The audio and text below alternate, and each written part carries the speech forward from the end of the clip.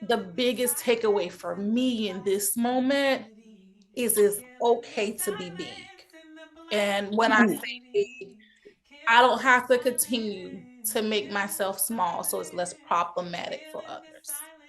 Um, Up, guys? It is your girl Ashley again with another episode with navigating identity with courage. And how cool is it to have as a guest my sister-in-law? I need some like clapping cheer hands. Like, for those who know me and for those who don't know me, my name is Ashley Cooper. I am the founder and CEO of Killing the Silence in the Black Community. Where we talk about the disparities when it comes to mental health in the Black, brown, community. We talk about embarking on the journey of the unfamiliar when it comes to mental health in the Black and Brown community, and heavy highlighting suicide. And today I'm going to give the floor to Samantha so that she can introduce herself and tell a little about what she does. Hi, so I'm Samantha. I am the owner of Purposely Mindful, where my overall goal is to work with parents as they navigate their own experiences to foster a healthier, happier family unit. All right. And what are you, like your title as far as, did So you say? I'm the owner, but I Mhm. also play the role as a therapist as well. I'm a licensed independent social worker. That's what I was trying to pull out you. That license, girl, they need to know that licensed independent social Yes, worker. yes, I'm a licensed social worker here in South Okay, Carolina. certified. Don't play with her. Do not play with her. 'Cause let me tell you, that license is not easy to come by. So don't play with her. So we gotta amplify that because I'm a license. Mm. Baby, and look at it, just me on my mental health journey. I got a brother who married somebody in mental health. I don't know if he telling our family something or yours, but that's all right, Lord. We gonna work with it. So as we dive into the interview and just kind of we're gonna talk about, I hope that your presence and what you have to say as far as just talking to my audience, something resonates, touch their souls so that, they can become a better person as they're on their journey and navigating identity with courage. So the first question is, can you tell us a little about your upbringing and your background and how it shaped your identity? Okay. So that's a loaded question, right? Oh, let's unpack it, boo. Let's unpack That it. is a loaded question. I grew up partly with my bio mom, Mm-hmm. and then spent some time in foster care, and then Mm-hmm. on to like a kinship care. Um, I would say that those transitions Mm-hmm. and the feeling of like not being worthy kind of prompted me and put me in a position where I felt like it was easier for me to just kind of go into the background, not really Yeah. be as big personality wise Mm-hmm. or just Mm-hmm. as present. Um, because, quiet, less problematic, this is a placement that I can stay. Yeah. So ultimately that kind of led to like my comfortable role of just blending Mm. into the background.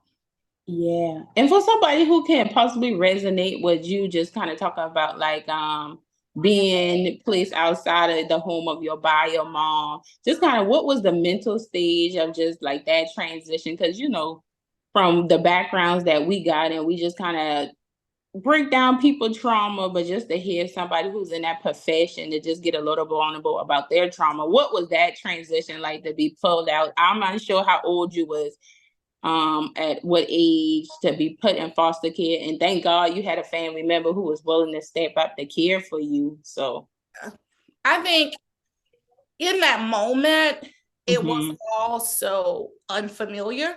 Uh, mhm, it was kind of like trying to navigate something I didn't understand. mhm, So, like, as I grew, as I started doing social work, like, a lot of my journey through social work is not only healing others, but it's healing myself. come on. So it gives me like a little bit more insight on like Mhm, why some of the things that I did whether it was just being to myself more often, Mhm. displaying anger, whatever those particular behaviors were, Yeah. kind of gave insight to the why. And it made sense for why, that unfamiliar space of going from one place to the next and just feeling uncertain Mhm. caused it. Oh my God, that is, let me tell you, like how we at the poetry, girl, snap, snap, snap. Because one thing as a therapist within the field that we work, let me tell you, this thing make you reevaluate your life. I mean, continuously.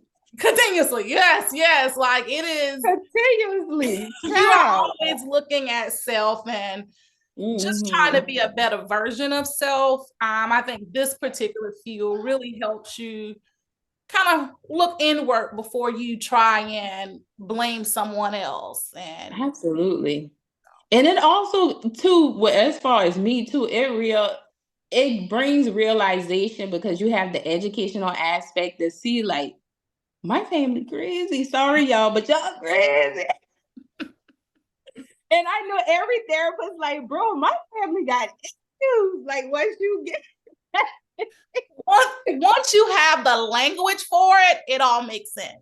Like, hello. You be like, yeah. So do you want the truth about that? Or we right. gonna just keep sugarcoating it? I mean, Yeah, like let's just kind of depends on where you're at in your life. what journey are you on? Like, are you wanting the truth? Okay. Not everybody, Right. not everybody is ready. I know that's right. So, what has been some significant moments or experience in your life that has shaped your understanding of who you are? And you pretty much kind of said that, but was it any like pinpoint moment? So honestly, I think there are two moments that kind of really shape those experiences and understanding of who I am. Mhm.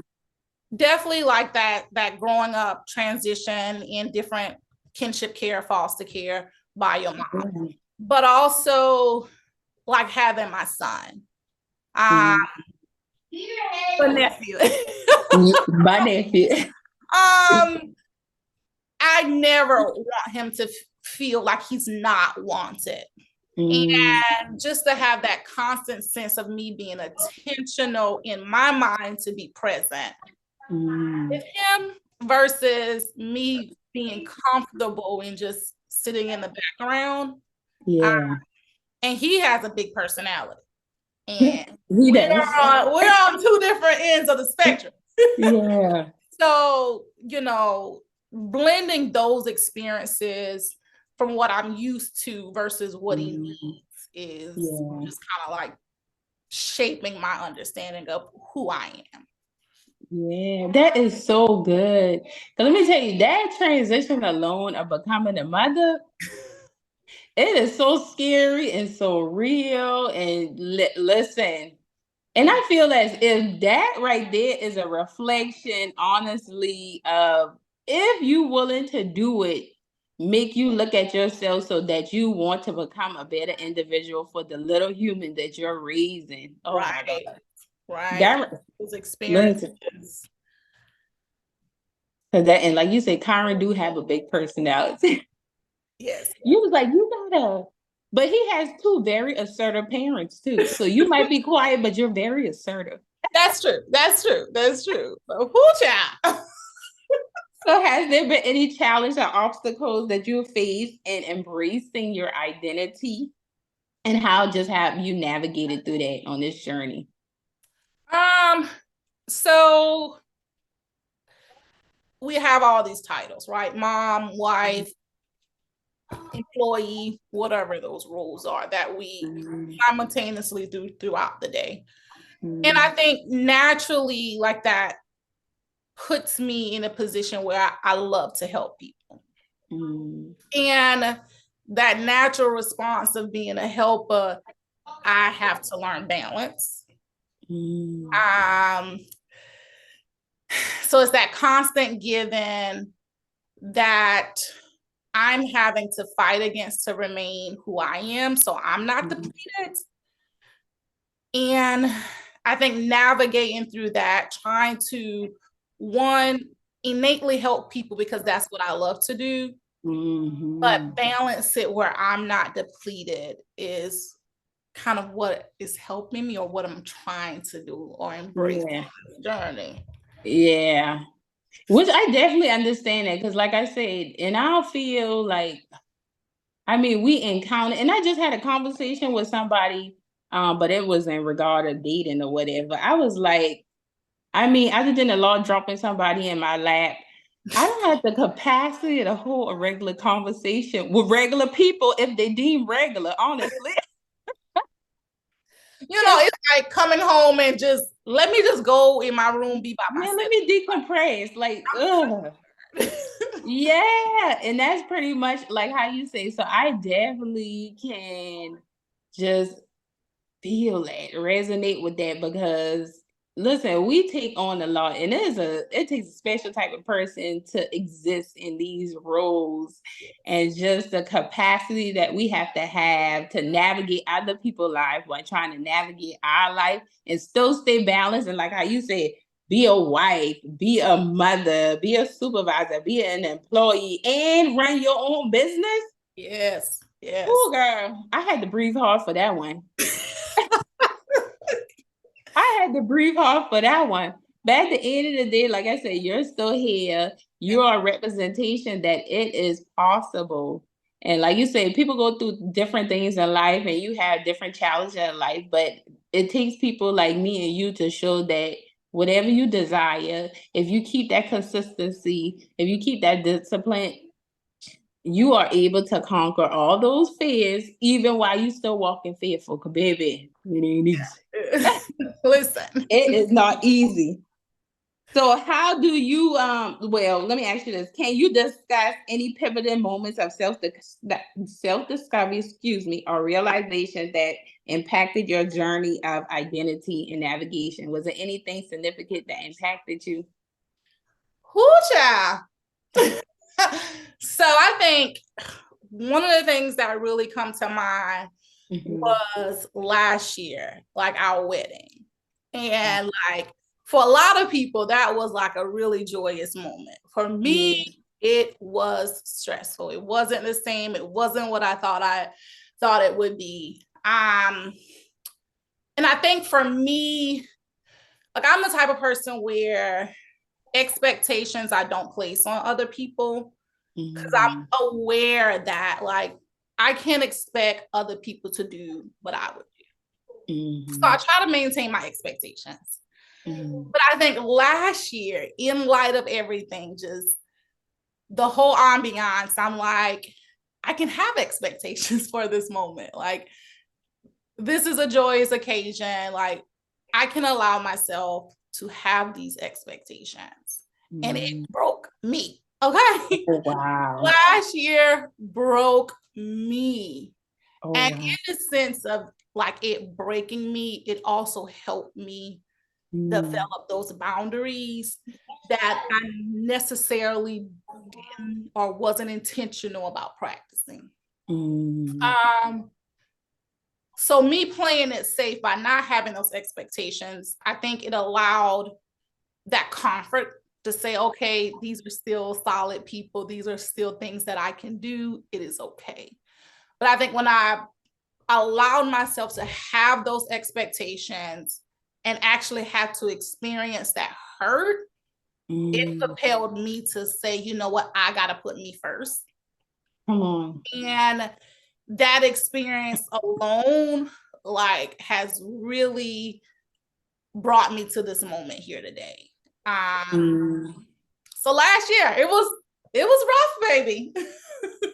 I know that's, and that's just like so crazy, like how you say, because I know just I've never been married, but you know how you see these videos of like kind of the bride and they quote unquote call it like the bridezilla. I didn't get that vibe from you, so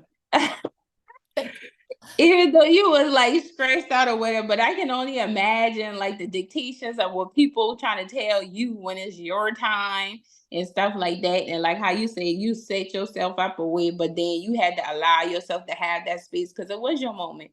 And I can tell our audience and stuff, basically you said it without saying, that is okay to have a selfish season. a period of like being selfish, because at the end of the day, like how you said, you did it did deplete you, but then you had to come to terms, like at that point it was acceptable. It was most definitely acceptable, because I can't even imagine. Go ahead, I just want to yes and no things when I get married. At this, yes, no, yeah, no, how much you want? Because I'll pay you to do everything, I promise you. I just want to show up. I just want to show up. I promise you. I can't do it. Mm-mm. But God, you can still send my husband wherever you at. I got 3 children now. I got 3 children. Somebody out there. Somebody is out there. Somebody out there want me, and I'm waiting. That's so. Let me ask you the question: how do you balance honoring the different aspect of your identity, so such as like your cultural heritage, personal belief, and social roles?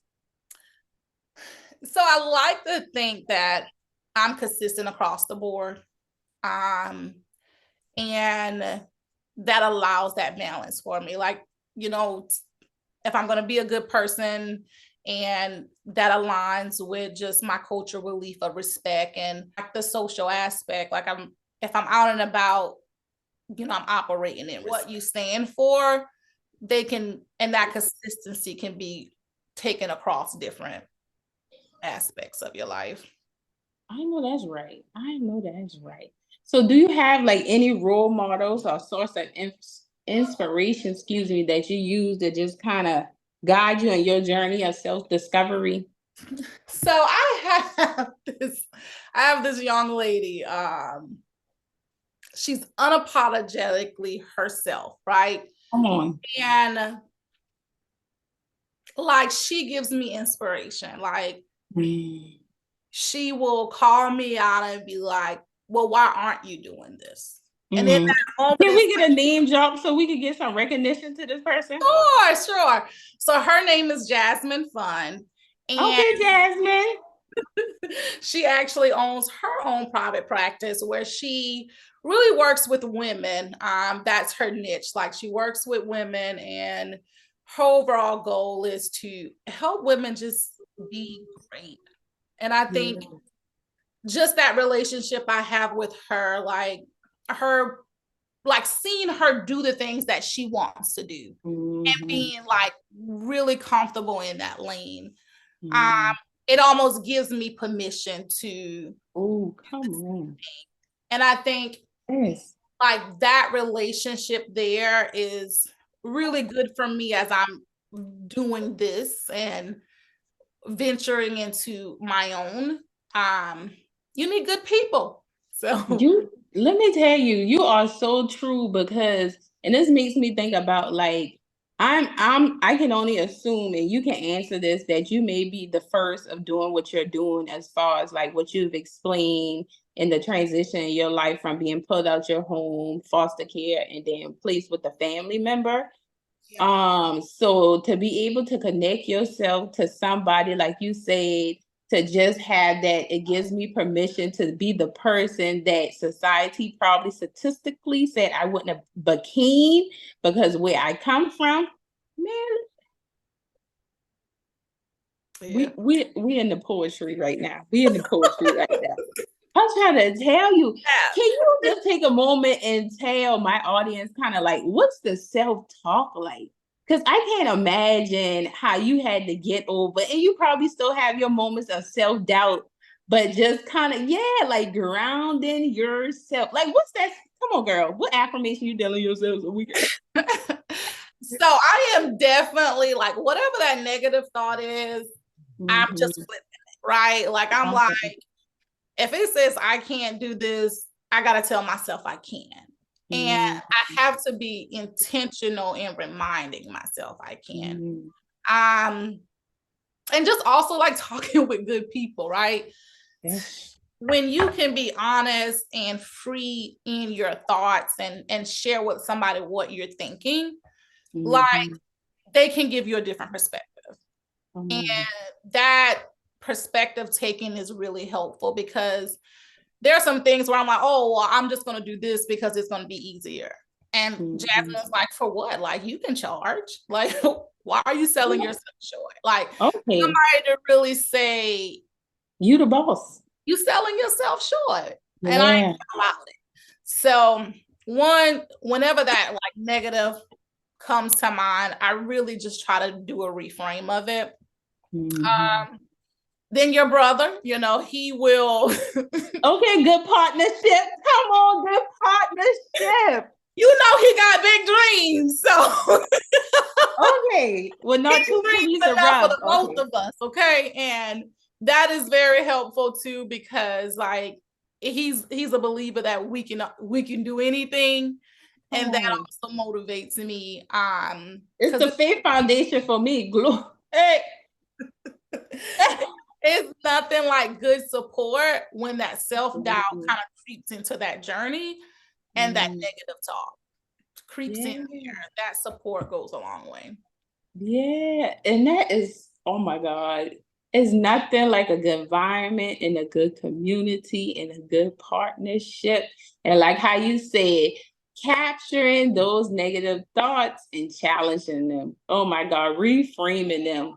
Oh my God, woo, that is so good. That is just so good. I'm trying to tell you, because you wouldn't believe how many people are just kind of held captive and believe the things that their thoughts negatively tell them about themselves. And half of the time, those are things like how I said, like you went through challenging thing in life or whatnot, and it could be somebody else. It could sometimes you adapt other people's thoughts, not necessarily your thoughts, and you start believing something that somebody else say. So you got to really challenge those things that don't even need to be attached to you in the first place. So that. Ooh, That's true. That's true. Because our experiences, they definitely can cloud our judgment, mhm. but we gotta challenge those things. All right. That was that experience in this situation. It doesn't meet us across the board. Definitely be self-aware, but Yeah. sometimes we have to like not let those experiences cloud how or where we're trying Mhm. to go. Yeah. And you basically answered my next question without even knowing you answered my next question, because it said, how do you handle moments of uncertainties or self-doubt in your identity journey? And what strategies do you use to stay grounded and your authentic being authentic? And it's basically how you say partnership, your connection, and how you reframe your thought process. Is there And anything other? prayer. Definitely prayer. You Mhm. know, some days is just a wing and a prayer. Yeah. Which is also a really good tool too. Because at the end of the day, like there's something greater than you. And having Um, that sense of connection or just feeling like you can put that on somebody else. okay, girl. Weight off of your shoulders. I'm like, it's so much power, like for real, and vulnerability, and for somebody who can hold space for you to be vulnerable. And Yeah. until people can really realize, like, there's no power in being the strong one, like, that's when their healing really gonna start. Like, you're being so depleted. Yeah. And I'm talking about damaging yourself to another level, thinking like, oh, I'ma just hold it in. Yeah. Or I just want people to see me in a certain demeanor or whatnot, because that's just who I'm known for, versus just cracking that shell and just allowing that yolk to spill. Cause let me, like how you say, getting that out. Man, listen, let Giving me it to tell you, somebody else, baby. I don't want it. girl, let me tell you, that's a blessing all by itself. Oh my God, I can't even. Yeah, go on ahead, had it. Listen, I listen, don't, once I had that realization, never in my life, I vowed, all who don't want to be strong again, say, I don't want it. listen. Don't give it to, pick somebody else. Pick somebody else to do. Take me off the list. I don't want it. Another question I wanted to ask you too, because I had like a moment of realization, and it's just so much more that I have to do in my journey. But have you ever had a moment of realization, girl? And I was breaking down with just recognizing the pivot in your life. I think all of that last year, all of that Yeah. last year, because, and I cried so much last year. Yeah. I cried so much last year. Because it was even like relationships that, Mm. you know, I expected to be very prevalent in this moment wasn't. So that was a pivot, like, okay, how do I navigate that from here? Like, and just being okay in understanding the level of access. Ooh. So I so was last about to year tell was you. like very pivotal for me. And I think just that was my season to learn. Yeah. This is gonna be my season to grow. Come on. I'm here for it. Like, I know that's right. Yeah. And I just, oh girl, I had to do the poetry snap or whatever. Like when you was like one kind of, those relationships that was tested and your what you would consider your vulnerable season that you had to be broken unknowingly, just going through what you were going through with all the challenges you were faced. And then to be added within those challenges, kind of the detachment, or more so I say understanding the boundaries of people having, how deep that is. If people can understand one, how to implement boundaries and know that everybody doesn't need access. yes. I always tell people there is so much power in snatching back your power. Mm-hmm. So let me tell you, people will play with you all type of ways and call me mean if you want to, but I'm in a position in my life like, baby, everybody ain't gonna have access to me, because let me tell you, I'm standing and snatching back my power. It ain't fitting to happen. Like, you can't just continue to take and take and Mm-hmm. not be available to be somebody that somebody else can come to. So like, if the access is one way, what am I getting from this relationship? Okay. I know it. So, I mean, this ain't even got nothing to do with your identity, but it caters to your identity. What does your self-care look like, man? So girl, I love going to the gym. I don't let nobody take that from me, okay? That thing you my sister-in-law, because I would have tell him, go look at the booty, y'all. Go follow her on the page. I connected. Go look at the booty. I give you permission, Jonathan. You'll be all right. Go look at the booty. I am very intentional about going to the gym. And initially, it was like, I'm gonna lose a few pounds, but it eventually grew into just that is my hour 20 minutes for myself, doing something that I enjoy doing. It helps like clear out the thoughts, and I'm really just listening to music and doing what I do, and it just allows me to feel good. And I can tell the difference if I don't go to the gym one day. Like, I'm more irritable, a little bit more agitated. Because that was my time. Like, that was where I can plan my day. I can just really be taking care of myself and not responsible for anybody else. And I need that, right? So that is my self-care. I think when we think about self-care, we got to figure out, what do we need to push and just do it. Hey, who you telling? And I literally just told somebody, which I shared with you, like, I'm back in the gym. This is my second week, y'all, but this sister gonna make it. The first week I went 4 out of 5 days. Okay. Monday through Friday. Yep. So I'm proud of myself. But I realized too, and I was having this conversation with an individual, that my kid's father currently travel on the road. He's been going since February. So we coming into May, baby, that's February, March, April, May. That's 4 months. This thing had no break. Baby, I was getting overstimulated. But the start snapping. So I was like, listen, Ashley, you gotta find a more healthier outlet. So my thing is, eventually I want the weight drop, but right now it's more so for my mental health, because I needed to release this pressure off me. And I wanted to do it in a healthy way, because at the end of the day, like, I am the hierarchy in my house, and kind of like I dictate the whole mood in here. So I was just like, Ashley, you got to find a healthier way to try to get that out so that won't spill in your kids type of thing. So, girl, yeah, working out right now. And like how you say, I do feel, oh God, girl, I be coming in here cleaning, what y'all want? And baby, I don't even know how to turn on that stove, but trust me, I've been learning the last two. And it's like the energy is there, like on another so level. much energy, so much energy. And I'm like, who would have thought? On another level. Actually, this other question. So, have there been any lessons or insight that you've learned on your journey of just navigating your identity and self-discovery? Any lessons?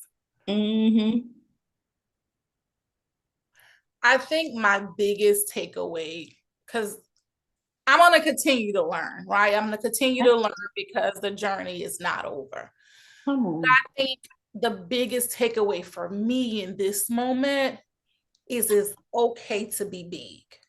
And when I say big, I don't have to continue to make myself small so it's less problematic for others. And I think that has been my biggest takeaway at this segment, at this part of the journey. Because I know I still have some growing and learning to do as life changes, things changes, and we change. But this segment in my life, and I think it's a good portion for me, or I'm at a good place, because in order for me to get where I'm going, I have to be okay with being big. Come on. And that's why I always say my saying, when I step in a room, I'm either going to intimidate you or inspire you, but no longer I play small. Like, nah. And you shouldn't have to play small. And I know another fear of mine, just thinking about hearing you talk, I was always fearful of becoming successful, if you want me to be vulnerable, because and my fear was that people would want what I have when I've worked for it. And my thing is that's what the boundaries and the access come in, because the more you grow, people put obligations on you that is their obligation that they forget is their obligation, and they try to make it your obligation. So like that process is needed, because let me tell you, you got to build yourself something different if you're going to keep evolving. Yeah. So let me tell you it. Yeah. And Rahway said it best. He was like, it's not my money problems, is more people with their money problems coming to me. Oh yeah. And just like, come on, I need you. No. Like they say, And then another quote that I think was good too, would just kind of be a good fit, was as you continue this journey. And I don't know if it's necessarily a quote, but somebody was like, you can't put a price on what God built in private. And I was just like, ooh, that is so deep. So it's just a reminder that you can't play it small, because the only person that truly know what you went through is God. So when you step out, like how Jasmine had to remind you, the price is the price, baby. The price is the price, because you had to do a different type of sacrifice. So when I say the price, and people gonna pay for what they want. So maybe I'm not the person for you, because the price is the price. And guess what? The price gonna keep elevating, because the more I grow, hello.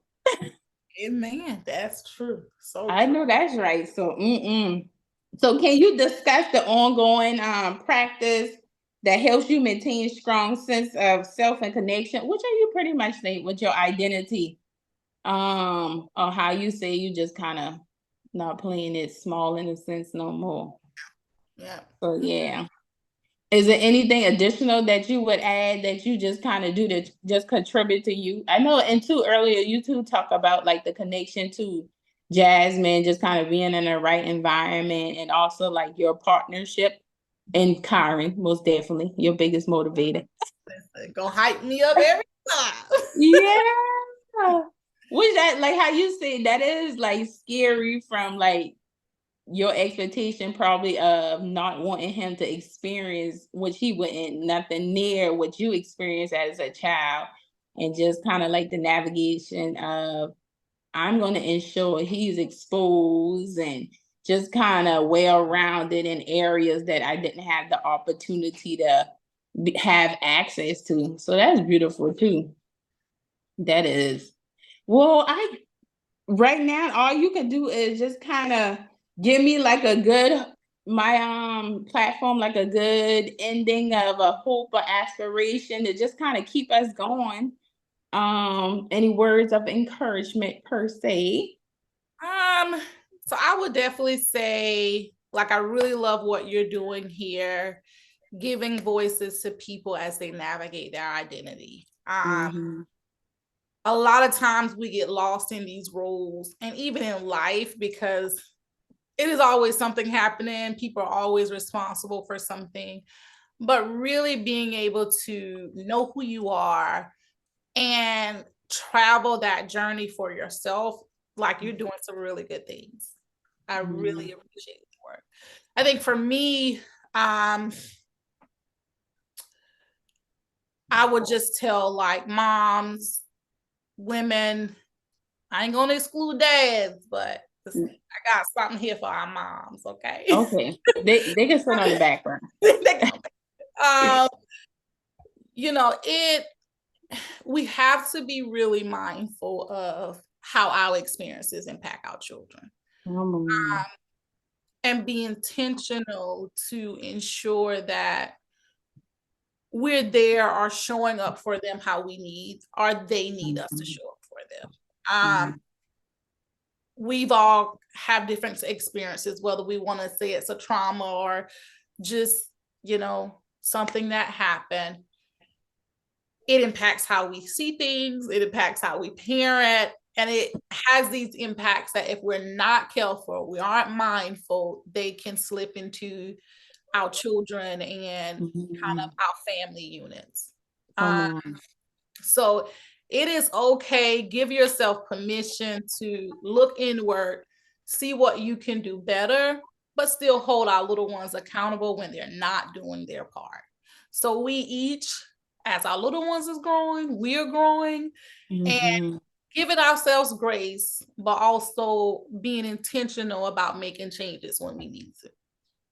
That was just so beautiful and it flowed so well. Because that is so true. Like one of my prayers is, Lord, I don't want to parent the child in me, but I want to parent the children you gave me. Because so often we parent the child in us, and that's where that trauma come in, and we just projecting that on our children. And sometimes it could look in the form of neglect. It can look in the form of compensating more than what we need to compensate as far as what our kids, because we didn't get the inner child in us didn't receive what we actually needed. So that's like my number one prayer, if I may add to what you say, because that was so good. Like, Lord, don't allow me to parent the child in me, but parent the children. You know what I mean? And that's why I say you got to be intentional, just like how, we as women study our man. Yeah, you got to be Watch those intentional. patterns. Yeah, you got to be intentional too about like studying your kids, because if you have multiple kids, each of them, desire something different. Like you cannot parent each of them the same way. Like one of them might need an ass whooping and the other one might not. And that's why I had to tell like kids, this Josiah was like, Mama, you getting soft, but you had need an ass whooping. Fuzzy, he ain't built for that. He ain't built for that.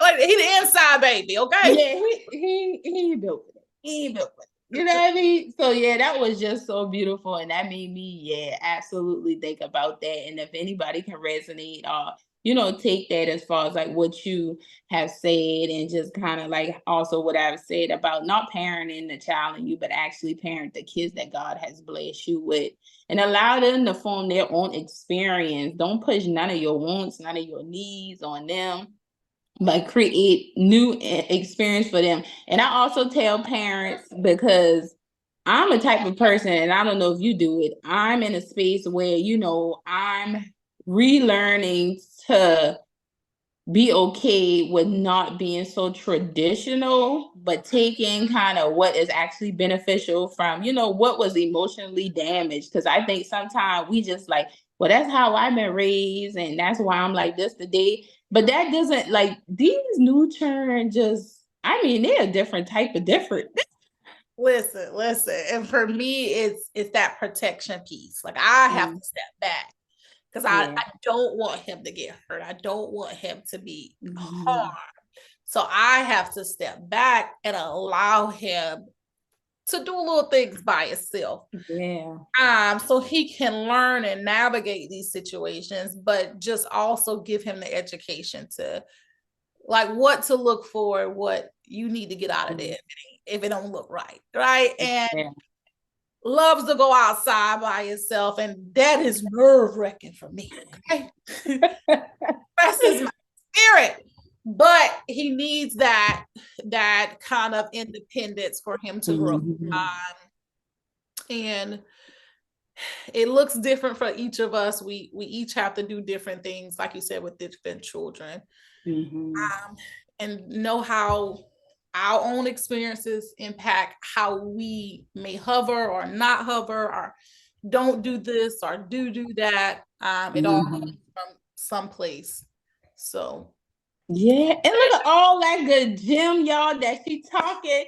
Do you have any events or anything that's coming up so people can attend that you can share with my platform? yes.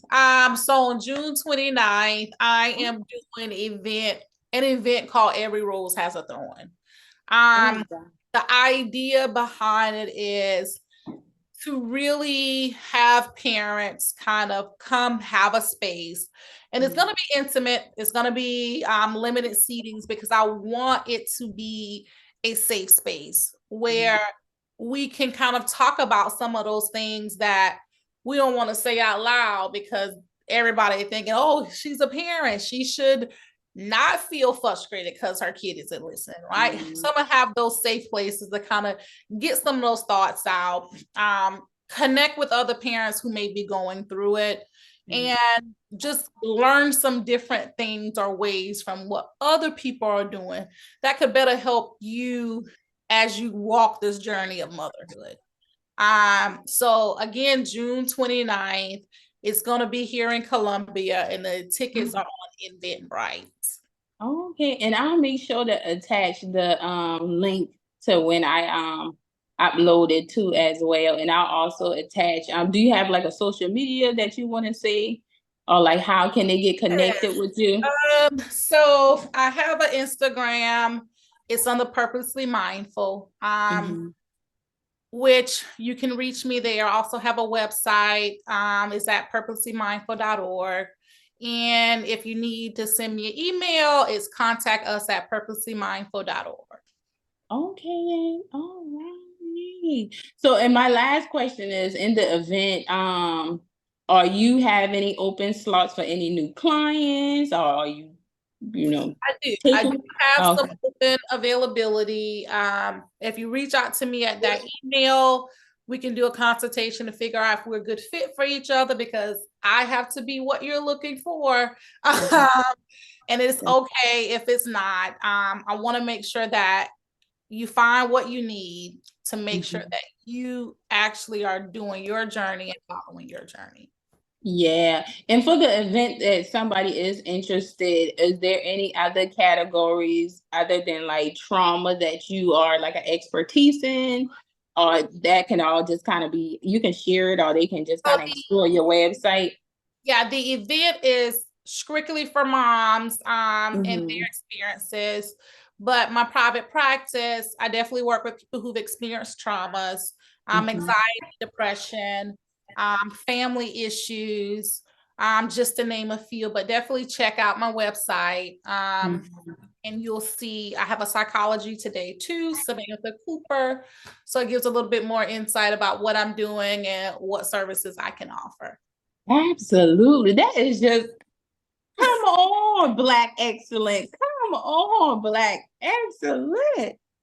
Trying to tell you that is just so beautiful to see a sister that looks like me that is thriving and walking in your purpose. I just think that's so beautiful. Like I said, you're just another individual who gives a woman that looks like you and may not even look like you hope that regardless of how it started, it does not have to end that way. So I just think that is just so beautiful. That is so phenomenal. If you are a mother or if you know a mother that needs a safe space and needs somebody to hold space for them, please don't hesitate to attend this event on June the 29th, which is located in Columbia, South Carolina. I just think that is so wonderful. I would definitely be in the building. I'm not going to take up one of your slots, but I'm going to be in the background because, yes, I need it. I need to be there.